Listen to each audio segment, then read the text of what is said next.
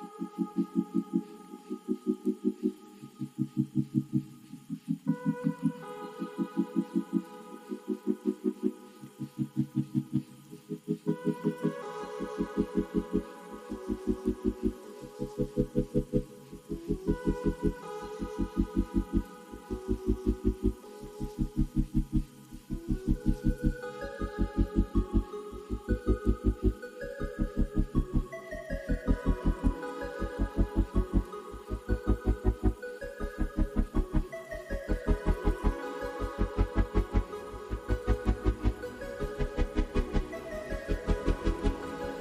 Happies అందరు ఎలా ఉన్నారు? నా పేరు Santosh. Welcome back to my channel సంతోష సమయం. లాస్ట్ వీడియోలో మనం అన్నవరం శ్రీ సత్యనారాయణ స్వామి ఆలయ విశేషాల గురించి తెలుసుకున్నాం కదా. ఈ వీడియోలో మనం అన్నవరం నుండి కొంత దూరంలో ఉన్న తుని తలుపులమ్మ ఆలయం, అలాగే సింహాచలం వరహ లక్ష్మీ నరసింహస్వామి ఆలయం యొక్క విశేషాలు ఈ వీడియోలో తెలుసుకుందాం పదండి.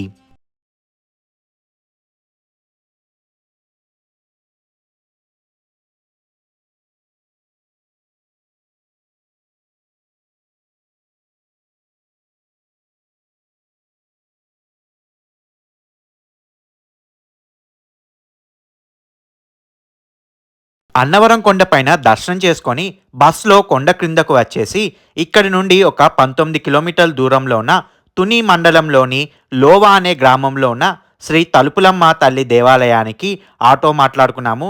మేము ముగ్గురున్నాము. అమ్మవారి గుడికి తీసుకొని వెళ్ళి దర్శనం చేసుకొని తిరిగి తుని రైల్వే స్టేషన్లో దిగబెట్టేందుకు ఆటో వారు 600 రూపాయలు ఛార్జ్ చేశారు.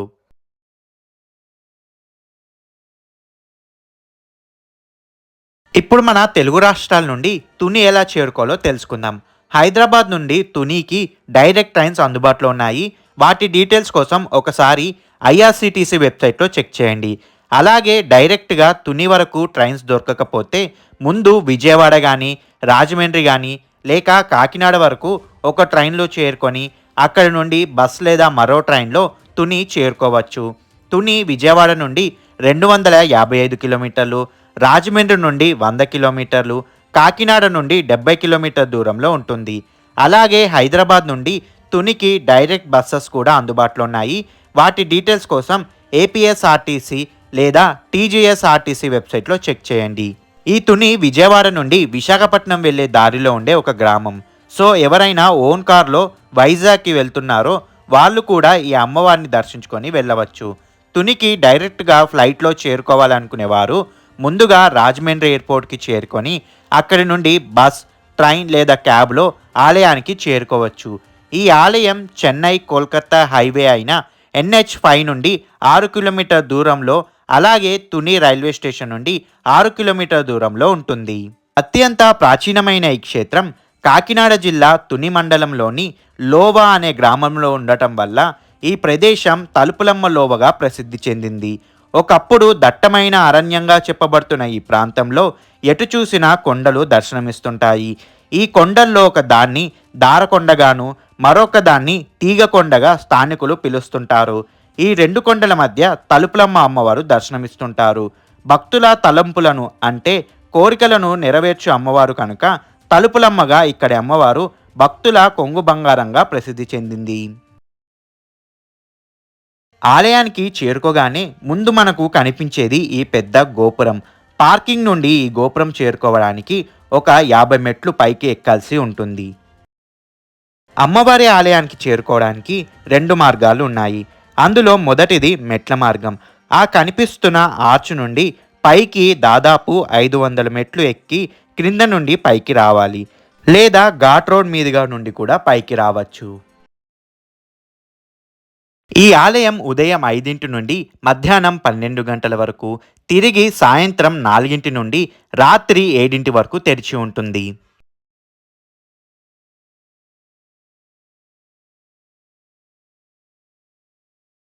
గోపురం లోపలికి వెళ్ళాక మరో 30 మెట్లు ఎక్కితే ముందుగా మనకి విజ్ఞానాలకి అధిపతి అయిన విఘ్నేశ్వరుడి ఆలయం కనిపిస్తుంది. ఇక్కడ ప్రతి సంవత్సరం చైత్రమాసం, ఆషాఢమాసంలో దేవాలయ ఉత్సవాలు ఘనంగా నిర్వహిస్తారు. అలాగే బహుళ విధియ, తదియ రోజుల్లో ప్రత్యేక పూజలు జరుపుతారు. అప్పుడు అమ్మవారి దర్శనానికి పలు విధాల దర్శనాలు ఉంటాయి. అలాగే ఇక్కడ స్టే ఆప్షన్ కూడా ఉన్నాయి. ఎవరైనా ఇక్కడ రూమ్ బుక్ చేసుకోవాలనుకుంటే స్క్రీన్ పైన ఉన్న వాట్సాప్ నెంబర్ అలాగే వెబ్సైట్‌ని చెక్ చేయొచ్చు. ఈ వినాయకుడి గుడికి ఎదురుగా ఉన్న మెట్లు ఎక్కితే మనకి కనిపించేదే తలుపులమ్మవారి ఆలయం. గర్భగుడిలో అమ్మవారు ఇలా ఉంటారు, దర్శించుకోండి. ఇప్పుడు ఆలయ స్థల పురాణం గురించి తెలుసుకుందాం. కృతయుగంలో ఈ ప్రాంతానికి చేరుకున్న అగస్త్య మహర్షి సంధ్యావందనం చేసుకోవాలనుకోగా ఎక్కడా నీటి జాడ కనిపించలేదు. దాంతో ఆయన జగన్మాతను ప్రార్థించగా కొండపైన పాతాళగంగ పొంగింది. సంధ్యావందనం పూర్తి చేసుకున్న అగస్త్యుడు ఈ ప్రాంతంలోనే కొలువై ఉండమని అమ్మవారిని కోరడంతో ఆయన అభ్యర్థన మేరకు అమ్మవారు ఇక్కడ కొండ గుహలో కొలువుదీరింది. కాలక్రమంలో అమ్మవారు భక్తుల కోరికలను నెరవేరుస్తూ తలుపులమ్మగా పూజాభిషేకాలు అందుకుంటుంది.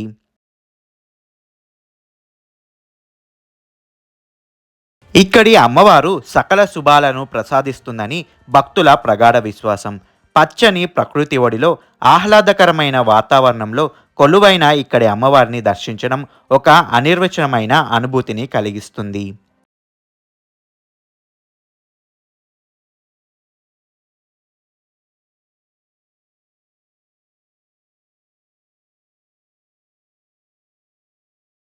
అలా తలుపులమ్మ వారి దర్శనం చేసుకొని సాయంత్రం 5ంటికి తిరిగి ఇక్కడి నుండి ఒక 9 కిలోమీటర్ల దూరంలో ఉన్న తుని రైల్వే స్టేషన్కి వెళ్తున్నాము. అలా ఒక 20 నిమిషాలు ప్రయాణం చేశాక తుని రైల్వే స్టేషన్కి చేరుకున్నాము.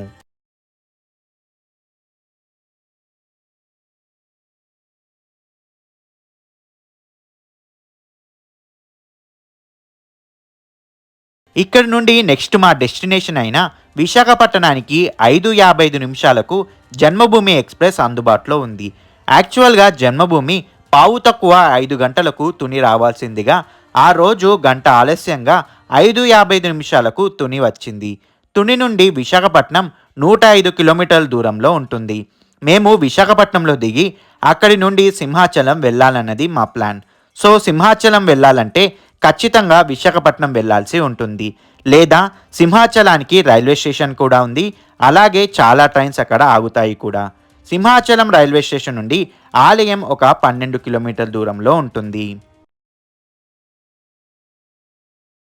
అలా 2 గంటలు ప్రయాణం చేశాక రాత్రి 7:45 నిమిషాలకు విశాఖపట్నం రైల్వే స్టేషన్కి చేరుకున్నాము. మనకి ఈ రైల్వే స్టేషన్ నుండే సింహాచలానికి వెళ్ళే బస్సెస్ అందుబాటులో ఉంటాయి.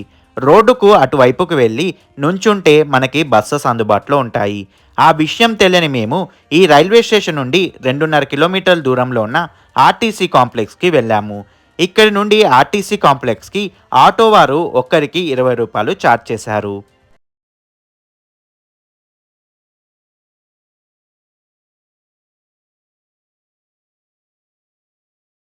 ఇదే ఆర్టీసీ కాంప్లెక్స్. ఈ ఆర్టీసీ కాంప్లెక్స్లో సిటీ బస్సెస్ వెళ్ళే ప్లాట్ఫామ్ దగ్గరికి వస్తే ఇలా సింహాచలానికి వెళ్ళే బస్సెస్ అందుబాటులో ఉంటాయి. ఈ బస్టాండ్ నుండి సింహాచలం ఆలయం 12 కిలోమీటర్ దూరంలో ఉంటుంది. ఇదే సింహాచలం బస్టాండ్. ఈ బస్టాండ్ నుండి కొంచెం ముందుకు వస్తే కొండపైకి వెళ్ళే బస్ స్టాండ్ కనిపిస్తుంది.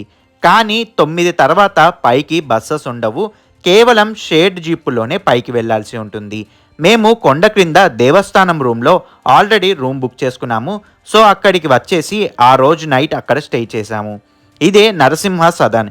ఇక్కడ మాకు 24 గంటలకి 650 రూపాయలు ఛార్జ్ చేశారు. ఆ ఆన్లైన్ లింక్ మీకు కింద డిస్క్రిప్షన్లో ఇస్తాను, చెక్ చేయండి.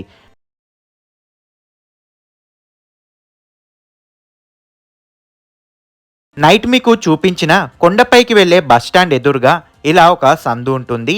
ఈ సందులో నుండి లోపలికి ఒక 300 మీటర్లు లోపలికి వెళ్తే మనకి ఈ దేవస్థానం రూమ్స్ వస్తాయి.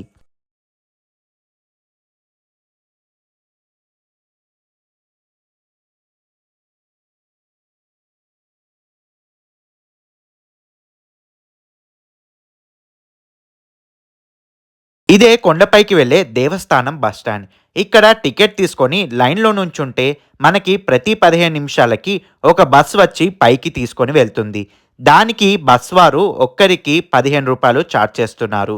ఒకవేళ పబ్లిక్ ఉంటే ఈ బస్టాండ్కి ముందు వస్తే మనకి పైనుండి కొండపై వరకు వెళ్ళే బస్సెస్ వస్తాయి. వాటిలో ఒక్కరికి 20 రూపాయలు ఛార్జ్ చేస్తారు.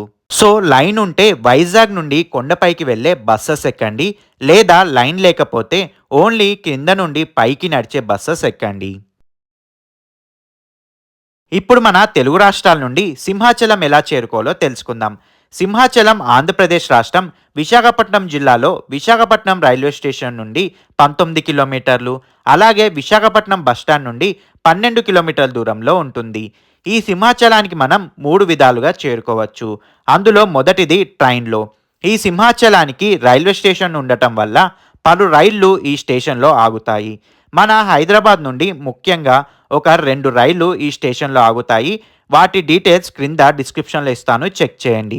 డైరెక్టుగా సింహాచలానికి ట్రైన్ దొరకకపోతే ముందుగా రాష్ట్రాల నలుమూలల నుండి విశాఖపట్నానికి రైల్లో చేరుకొని అక్కడి నుండి బస్సులో సింహాచలం చేరుకోవడం. అలాగే రెండవది బస్సులో సింహాచలం లేదా విశాఖపట్నం చేరుకొని అక్కడి నుండి ఆలయానికి చేరుకోవడం. అలాగే ఎవరైనా ఫ్లైట్లో రావాలనుకుంటే వారికి విశాఖపట్నంలో ఇంటర్నేషనల్ ఎయిర్పోర్ట్ ఉంది. అక్కడి నుండి ఆలయం 16 కిలోమీటర్ల దూరంలో ఉంటుంది. సముద్ర మట్టానికి 400 మీటర్ల ఎత్తులో సింహాద్రి అనే పిలువబడే ఈ కొండపైన స్వామివారు శ్రీ వరాహ లక్ష్మీ నరసింహస్వామి రూపంలో భక్తులకు దర్శనమిస్తున్నారు. అలా 5 కిలోమీటర్లు ఈ కొండ ఎక్కిన తర్వాత ఆలయం ఎదురుగా ఉన్న ఈ బస్టాండ్లో మనల్ని దిగబెడతారు. కొంత ముందుకు వస్తే స్వామివారి ఆలయం మెట్లు కనిపిస్తాయి. ఈ మెట్ల మార్గంలోనే మనకి కొబ్బరికాయలు కొట్టే స్థలం కనిపిస్తుంది. అలా మెట్లు ఎక్కిన తర్వాత ఎడం వైపుకి వెళ్తే మనకి లగేజ్ కౌంటర్, మొబైల్ కౌంటర్, అలాగే కొబ్బరికాయలు మరియు పూజా సామాగ్రి లభించే కౌంటర్స్ వస్తాయి.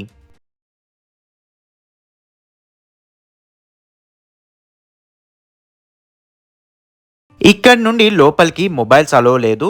మీకు కనిపిస్తున్నది ఉచిత దర్శన క్యూ లైన్. ఇది లగేజ్ కౌంటర్ ముందే ఉంటుంది. ఉచిత దర్శనం క్యూలోనే ప్రక్క నుండి కొంచెం ముందుకు వెళ్తే మనకి కేశఖండనశాల వస్తుంది. పదండి ఇటువైపు వెళ్ళి చూద్దాం.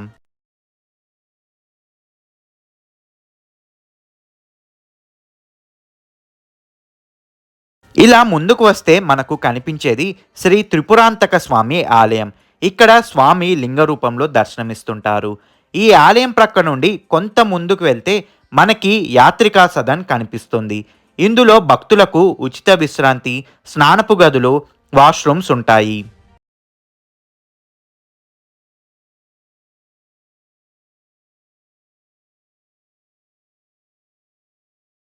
అలా యాత్రికా సదన్ నుండి కొంచెం ముందుకు వెళ్తే మనకి కనిపిస్తుంది కేశఖండనశాల.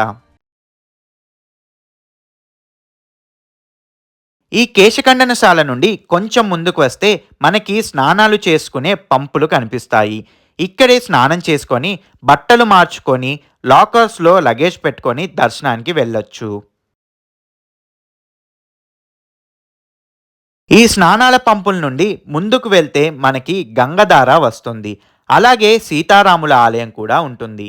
ఇక్కడ సింహం నోట్లో నుండి సన్నటి నీటి ధార పైన కొండల్లో నుండి ఇలా దారగా వస్తుంది.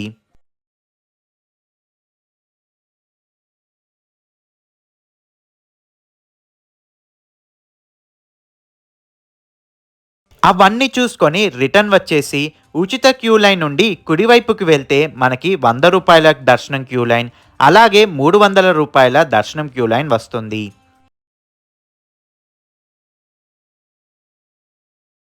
ఆ ఎదురుగా కనిపిస్తున్నవే కొండపైన ఉన్న టెంపుల్ రూమ్స్. వాటిని మీరు క్రింద డిస్క్రిప్షన్లో ఇచ్చిన లింకులో బుక్ చేసుకోవచ్చు. ఈ 100 రూపాయలు అలాగే 300 రూపాయల క్యూ లైన్ దగ్గర కూడా మొబైల్ లాకర్స్ ఉంటాయి. ఆ కనిపిస్తున్న ఫస్ట్ లైన్ 100 రూపాయల దర్శనం, అలాగే ఆ ప్రక్కన ఉన్న క్యూ లైన్ 300 రూపాయలది. టికెట్ మనకి క్యూ లైన్ లోపల ఇస్తారు, గుర్తుంచుకోండి. కశ్యప ప్రజాపతి కుమారులు హిరణ్యాక్షుడు, హిరణ్యకశిపులు తమ క్రూర స్వభావం వల్ల ముల్లోకాలను గడగడలాడించారు. హిరణ్యాక్షుడు భూదేవిని చెరబట్టి పాతాళలోకి తీసుకుపోగా శ్రీ మహావిష్ణువు వరాహ అవతారం ఎత్తి హిరణ్యాక్షుణ్ణి సంహరిస్తాడు. తన సోదరుడు హిరణ్యాక్షుని చంపిన శ్రీహరిపై కక్ష పెంచుకుంటాడు హిరణ్యకశిపుడు. అయితే తన కుమారుడైన ప్రహ్లాదుడు గొప్ప విష్ణు భక్తుడు. పుట్టుకతోనే హరిభక్తుడైన ప్రహ్లాదుణ్ణి మనస్సు మార్చడానికి హిరణ్యకశిపుడు చెయ్యని ప్రయత్నాలు లేదు. సామభేద దండోపాయంతో చేసిన ప్రయత్నాలు ఫలించకపోవడంతో కుమారుణ్ణి సముద్రంలో పడవేయించి పైకి లేవకుండా పర్వతాన్ని వేయించాడు. అయితే శ్రీహరి వచ్చి తన భక్తుని రక్షించుకుంటాడు. ఆ సముద్రమే విశాఖపట్నం వద్ద గల బంగాళాఖాతం, ఆ పైన వేసిన పర్వతమే సింహాచలం. హిరణ్యకశిపుని చంపిన విచిత్ర అవతారమే శ్రీనరసింహ అవతారం. స్థల పురాణం ప్రకారం ప్రహ్లాదుడు ఇక్కడ మొట్టమొదటిగా వరాహ నరసింహస్వామి విగ్రహాన్ని ఆరాధించాడట. ఆ తర్వాతి కాలంలో చంద్రవంశానికి చెందిన పురూరవుడు అనే రాజు పుష్పక విమానం మీద వెళ్తుండగా ఈ స్థలానికి ఉన్న అత్యంత ప్రశస్తమైన శక్తి ప్రభావం వల్ల పురూరవుడి విమానం క్రిందకు ఆకర్షించబడింది. అతడికి పుట్టలో కప్పబడి ఉన్న వరాహ నరసింహస్వామి కనిపించారు. విగ్రహాన్ని సంవత్సరం కాలం పాటు చందనంతో కప్పి ఉంచి వైశాఖ శుద్ధ తది రోజు మాత్రమే చందనం లేకుండా నిజరూప దర్శనం కలిగేటట్లు చెయ్యమని ఆకాశవాణి పురూరవుడికి చెబుతుంది. ఆకాశవాణి పలికిన పలుకుల మేరకు పురూరవుడు వరాహ నరసింహస్వామికి దేవాలయాన్ని నిర్మించాడు. ఆ సాంప్రదాయం ఇప్పటికీ పాటించబడుతుంది. స్వామిలోని వేడిని చల్లార్చడానికి చందనంతో పూత పూస్తున్నారు.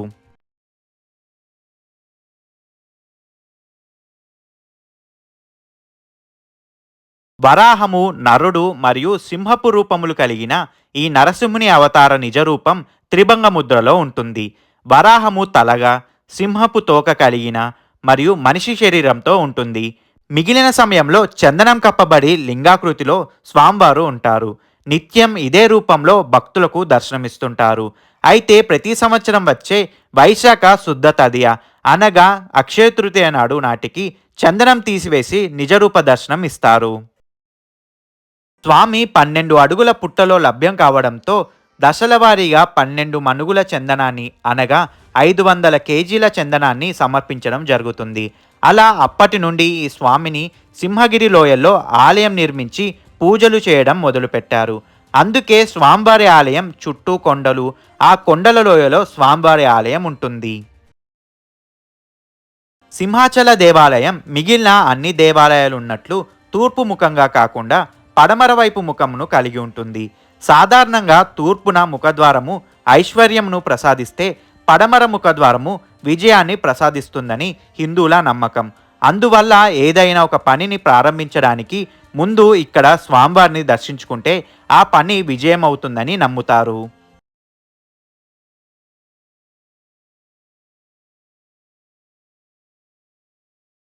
దేవాలయపు గర్భగుడికి ఎదురుగా ఉన్న ప్రాకారంలో కప్ప స్తంభం ఉంటుంది. ఈ స్తంభం సంతాన గోపాల యంత్రంపై ప్రతిష్ఠించి ఉంది. ఇది అత్యంత శక్తివంతమైందని భక్తుల నమ్మకం.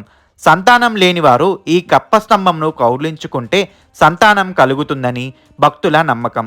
స్వామివారికి భక్తులు ఇక్కడే కప్పాలు అనగా పన్ను చెల్లించేవారు కనుక దీనిని కప్పపు స్తంభం అనేవారు. కాలక్రమేణా ఇది కప్ప స్తంభంగా మారింది. స్వామివారిని దర్శించుకొని ఇలా బయటికి వస్తాము. దేశవ్యాప్తంగా వైష్ణవాలయాలు, శివాలయాలు, అమ్మవారి మందిరాలు ఎన్నో ఉన్నప్పటికీ వాటిలో 108 దివ్య దేశాలు, 12 జ్యోతిర్లింగాలు, అష్టాదశ శక్తిపీఠాలుగా పేర్కొనే ఆలయాలే ప్రాశస్త్యం పొందాయి. అదేవిధంగా నృసింహావతారం దాల్చిన స్వామిని పూజించే గుడులు అంతటా ఉన్నప్పటికీ స్వామి స్వయంభుగా వెలిసిన 9 ఆలయాలు అత్యధిక ప్రాచుర్యం చెందాయి. అవే నరనారసింహ క్షేత్రాలు. ఈ సింహాచలం కూడా ఆ నవనారసింహ క్షేత్రాల్లో ఒకటి. మిగిలిన 8 అహోబిలం ఉగ్రనారసింహ, మాల్యాద్రి జ్వాలా నరసింహ, అంతర్వేది లక్ష్మీనారసింహ, ధర్మపురి యోగానంద నరసింహ, మంగళగిరి పానకాల నరసింహ, పెంచలకోన లక్ష్మీనారసింహ, యాదాద్రి లక్ష్మీనారసింహ, వేదాద్రి వేదనారసింహగా స్వయంభుగా వెలిశారు. అలా దర్శనం చేసుకొని బయటికి వచ్చి ఇలా ముందుకు వెళ్తే మనకి సింహాచలం నిత్యాన్నదాన సత్రం వస్తుంది.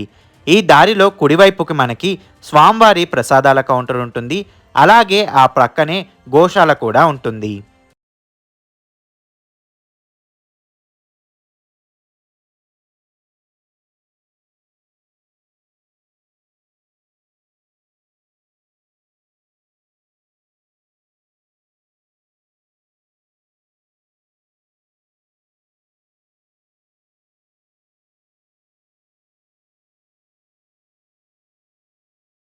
స్క్రీన్ పైన ఇక్కడి అన్నదాన టైమింగ్స్ ఉన్నాయి చూడొచ్చు.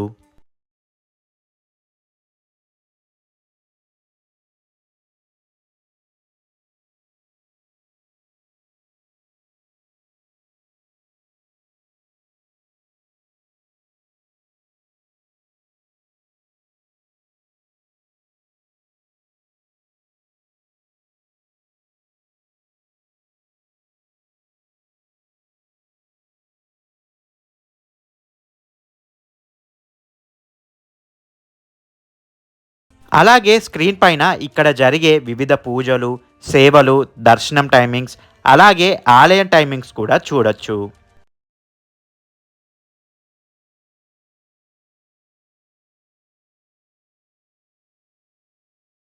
స్వామివారి ప్రధాన గోపురం పక్కనే మనకి నక్షత్రావనం ఉంటుంది.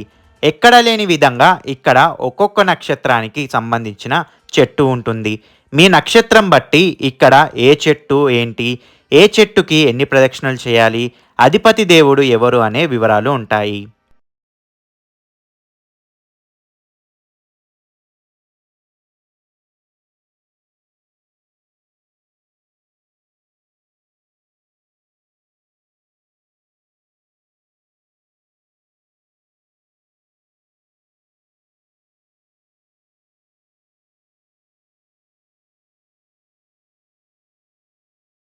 ఇక్కడ మరో ఫేమస్ గిరి ప్రదక్షిణ.